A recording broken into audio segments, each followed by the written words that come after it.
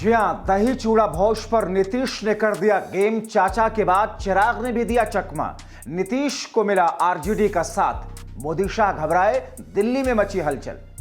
बहुत स्वागत है आप सभी का। आप देख रहे हैं द राजनीति का विशेष सेगमेंट खबर और विश्लेषण में हूं जब्बार खान। दोस्तों, 14 जनवरी को बिहार में आखिर ऐसा क्या हुआ जिसकी गूंज दिल्ली भारतीय जनता पार्टी के आला कमान में सुनाई दे रही है। 14 जनवरी को नीतीश कुमार ने वो कौन सा कदम उठा लिया जिस पर चिराग पासवान का भी एक रिएक्शन आ गया। आखिर एक बार फिर से आरजेडी की तरफ से नीतीश कुमार को मिले न्योते के बाद की स्थितियां किस तौर पर करवट लेते हुए दिख रही हैं। क्या बिहार में वो मौका आ ही गया जिस मकर संक्रांति के मौके पर बिहार में अक्सर उथल पुथल के साथ में सरकारों का फेरबदल होता है? क्या नीतीश कुमार ने वो फैसला ले लिया? 15 जनवरी को चिराग पासवान के चाचा पशुपति पारस के दही चूड़े भोज के एक दिन पहले 14 जनवरी को चिराग पासवान के यहां अचानक जब नीतीश पहुंचे तो फिर हुआ क्या, विस्तार से दोस्तों आपको बताते हैं। मगर आपसे अपील की आप इस वीडियो को अंत तक जरूर देखें ताकि आप इसके हर पहलू से वाकिफ हो सके। खबर महत्वपूर्ण है दोस्तों। 14 जनवरी को चाचा पशुपति पारस के दही चूड़े के भोज के एक दिन पहले भतीजे चिराग पासवान द्वारा दही चूड़े के भोज पर बुलाए गए मुख्यमंत्री नीतीश कुमार और आरजेडी की तरफ से फिर से नीतीश कुमार को साथ आने के न्योते ने बिहार से लेकर के दिल्ली तक नई तरह की हलचल पैदा कर दी है। दोस्तों, लोग तरह तरह के कयास लगा रहे हैं। क्या नीतीश और चिराग साथ मिलकर के कोई गेम कर रहे हैं या फिर दोनों दूर होने वाले हैं? कहीं ये दोनों मोदी शाह के खिलाफ कोई प्लानिंग तैयार कर रहे हैं? मगर इस बीच चाचा भतीजे की एक नई कहानी सामने आ गई और इसी बीच में लालू प्रसाद यादव की पार्टी की तरफ से एक बार फिर से नीतीश कुमार के लिए न्योता और मानो ऐसा कि रेड कार्पेट बिछा दिया गया जिस पर क्या नीतीश कुमार चल करके पहुंचने वाले हैं। मगर नई कहानी चाचा और भतीजे के सामने क्या आएगी दोस्तों, बिहार विधानसभा चुनाव में भले ही अभी वक्त हो लेकिन सियासी बिसात अभी से पूर्ण रूप से बिछाई जा रही है। मकर संक्रांति पर एलजेपी के प्रमुख और केंद्रीय मंत्री चिराग पासवान ने पटना में दही चूड़े भोज का आयोजन किया। मुख्यमंत्री नीतीश कुमार समेत एनडीए गठबंधन के नेताओं को न्योता दिया गया।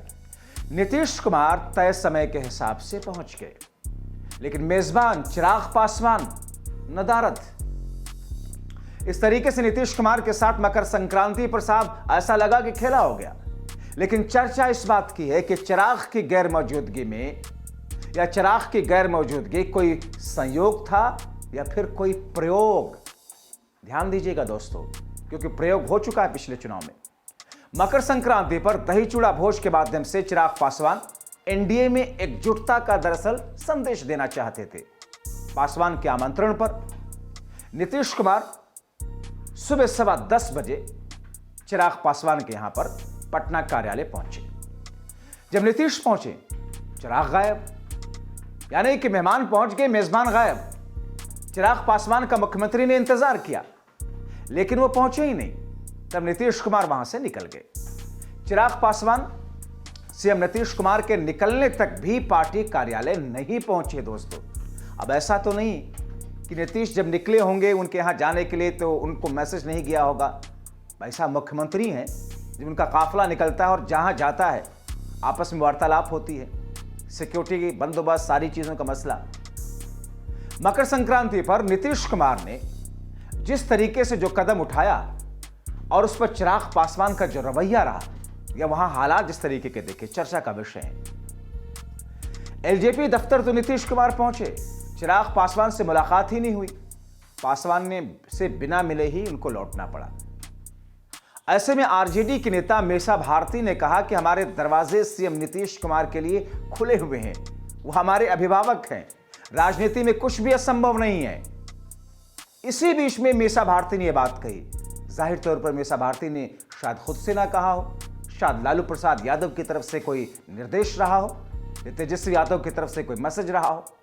कुमार के आने की भी कहा जा रहा है कि कुछ बिहार में सियासत पलट सकती है दीदी।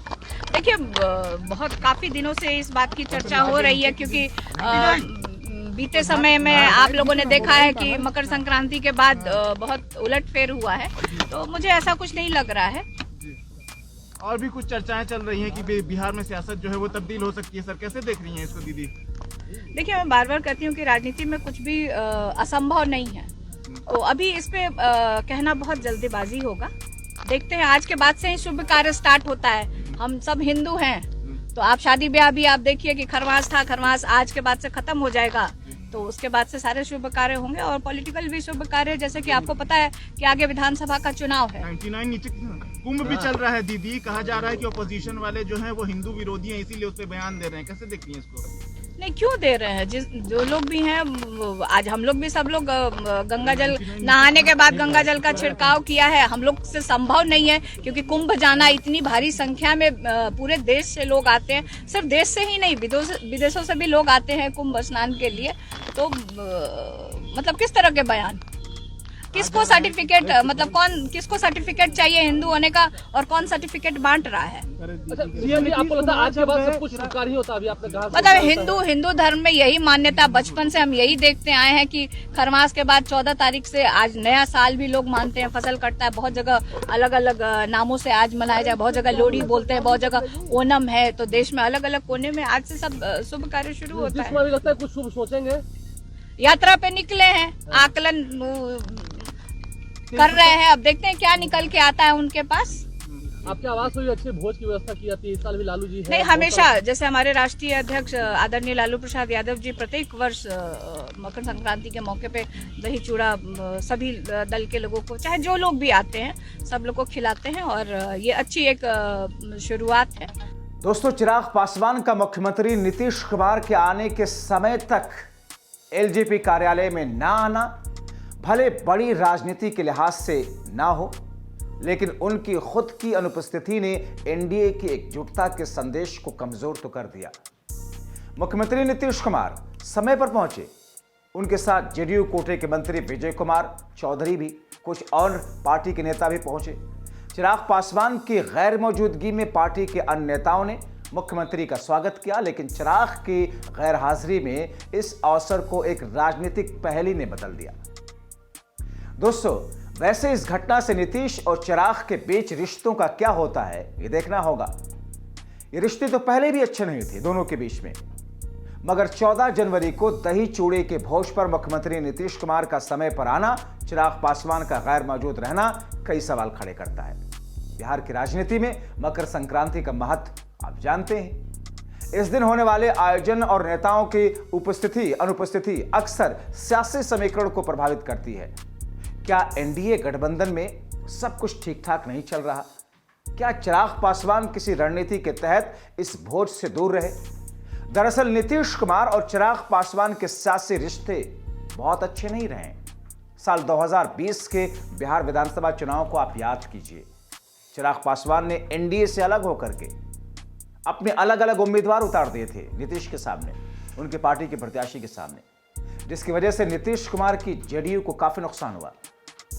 और इसी के चलते चिराग पासवान और नीतीश कुमार के बीच रिश्ते काफी खराब हो गए। कई बार नीतीश कुमार सहित जेडीयू के कई बड़े नेताओं ने चिराग पर जुबानी हमला भी बोला। सीएम नीतीश के चलते ही चिराग अलग थलग पड़ गए थे दोस्तों उस समय। हालांकि समय बदला, बीजेपी के पहले के बाद नीतीश कुमार और चिराग पासवान के बीच में संबंध बेहतर हुए। चिराग पासवान ने जब लोकसभा चुनाव हाजीपुर से लड़ने की घोषणा की, तब पशुपति पारस कुमार ने इसका विरोध किया, लेकिन एनडीए ने जिस नीतीश कुमार को भी राजी किया था, हाजीपुर सीट चिराग पासवान को दे दी गई और नीतीश कुमार ने भी हाजीपुर जाकर के चिराग पासवान के लिए चुनाव प्रचार किया, जो कि उनकी जीत के लिए बेहद महत्वपूर्ण था। नीतीश कुमार से जब संबंध बेहतर हुए, चिराग कई बार मुख्यमंत्री आवास के नीतीश कुमार से मुलाकात की। ऐसे में खास बात यह रही कि नीतीश कुमार ने भी गर्मजोशी से उनका स्वागत किया।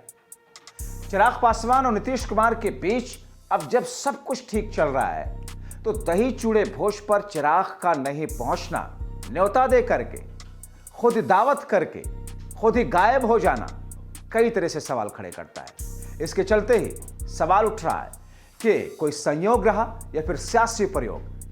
दही चूड़े भोज पर चिराग पासवान के गैर मौजूदगी को एलजेपी की तरफ से सफाई दी गई। दोस्तों, क्या कहा गया चिराग पासवान की पार्टी के नेताओं की तरफ से कि साहब कार्यक्रम 11 बजे का था, लेकिन नीतीश कुमार 10:15 बजे ऑफिस पहुंच गए थे, यानी कि 45 मिनट पहले ही पहुंच गए थे साहब, इसलिए चिराग साहब तो वहां थे नहीं। लॉजिक है ये समझ से परे लगता है। ऐसे में चिराग पासवान का कार्यालय में उपस्थित ना होना उसको जस्टिफाई कर रहे हैं चिराग पासवान के पार्टी के लोग, लेकिन पार्टी नेताओं की ओर से उनका स्वागत और सत्कार किया गया, वो लोग कहते हैं। मगर दूसरी तरफ यह भी कहा जा रहा है कि बिहार की सियासत अब बदल चुकी है। चिराग पासवान अब पहले की तरह नहीं रहे, केंद्र में मंत्री हैं, उनकी पार्टी के 5 सांसद हैं, अपने चाचा पशुपति पारस पर भारी पड़ चुके हैं।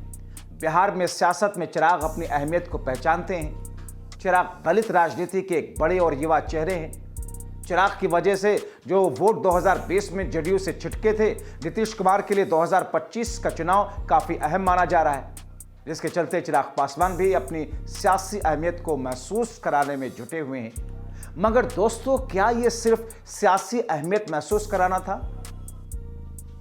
इसे शायद व्यवहारिकता नहीं कहते हैं, इसे शायद अपनी इंपॉर्टेंस जताना नहीं कहते हैं। तो आप समझिए कि एक शख्स जो खुद भोज का आयोजन करता है, दावत रखता है, फंक्शन रखता है, और मेहमान जब आए तो वो शख्स फंक्शन में हो ही ना, खुद ही गायब रहे, तो क्या ये मेहमानों की बेइज्जती है या फिर इसके पीछे कुछ और मंशा चिराग पासवान की? आप तय कीजिए, आप देखिए। मगर नीतीश कुमार का टाइम पर पहुंचना या टाइम से पहले पहुंचना बहुत कुछ कहता है। नीतीश कुमार को लेकर के चिराग पासवान को अपने साथ मिलाने की खबरों के बीच में चिराग पासवान का इस तौर पर व्यवहार करना बहुत कुछ कहता है। नीतीश कुमार का चिराग पासवान के दफ्तर पहुंचना, उनकी मुलाकात ना होना, उसी बीच में लालू प्रसाद यादव की तरफ से, उनकी पार्टी, उनकी बेटी की तरफ से नीतीश कुमार के लिए मैसेज आना बहुत कुछ कहता है अपने आप। तो ऐसे में दही चूड़ा भोज पर क्या वाकई एक ऐसा खेल हो गया जिसकी उम्मीद एनडीए ने नहीं की थी? क्या एनडीए टूटने के कगार पर है बिहार में? क्या नीतीश ने जो गेम किया, जानबूझ करके नीतीश तय समय के पहले पहुंच गए चिराग पासवान के यहां, या चिराग पासवान ने चकमा दे दिया चाचा को? ये सारी ऐसी कड़ियां हैं जिनको जोड़ने के बाद में बिहार की गुत्थी और उलझ जाती है दोस्तों। इसलिए इंतजार कीजिए 15 जनवरी का, जब चिराग ही के चाचा पशुपति पारस, जिनके यहां नीतीश और लालू दोनों के पहुंचने का और राज्यपाल आरिफ मोहम्मद खान के भी पहुंचने की उम्मीद है, क्योंकि न्योता सभी को गया है। उसके बाद सियासी समीकरण की तस्वीरें किस तौर पर साफ होंगी, देखना बहुत महत्वपूर्ण होगा। अभी के लिए इस वीडियो में इतना ही। आपको यह खबर कैसी लगी, अपनी राय कमेंट बॉक्स में जरूर लिखें। आपसे अपील कि आप जहां के भी हैं, अपना प्रदेश, अपने जिले का नाम भी लिखें, ताकि आपके मुद्दों को भी हम उठा सकें। आप लाखों दर्शक जो हमें देखते सराहते हैं, आप हमारे व्हाट्सएप चैनल को भी ज्वाइन करें, इस चैनल पे भी मेंबर बने, ताकि बेबाक, निडर, निष्पक्ष पत्रकारिता की हर खबर आप तक पहुंचे सबसे पहले।